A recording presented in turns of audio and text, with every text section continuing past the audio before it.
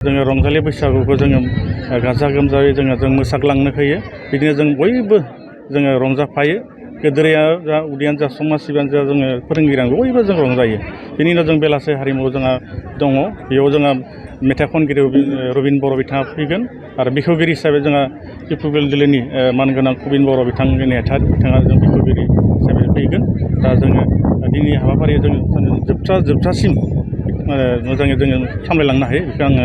मानगोनां रायजो राजा बिथांमोननिफ्राय आङो आर'ज गाबो जाहाथे बयखौबो जोङो हेफाजाब होनानै जोंनि गथ'फोरनि जि बैसागो फालिनाय बेखौ मदद खालामनानै साक्सेस खालामहोयो बेखौ आङो मानगोनां रायजो राजा बिथांनिफ्राय आङो आसा खालामो जोङो हांख्राय लेखा जोंनि समाज सिबियारि मेलेमजिबि बिथांमोना जोङो जिखिनि हांख्राय लेखा गासै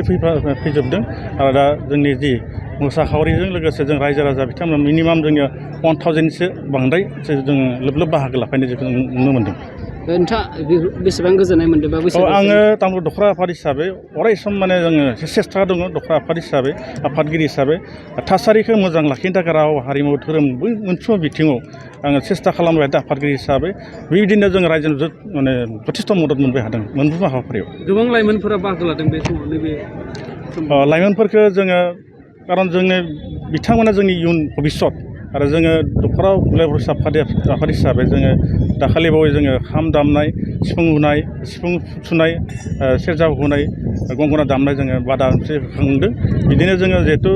भबिष्यत बिथांमोन लाइमोनमोना खारन तामुलपुर दख'राखौ बिथांमोननि आखायावनो दङ बे हिसाबै आङो सानो बिथांमोना जाहाथे भबिष्यतखौ तामुलपुर दख'रा हिसाबै दैदेननो हागोन बायदिखौ आं मिजिंथिनानै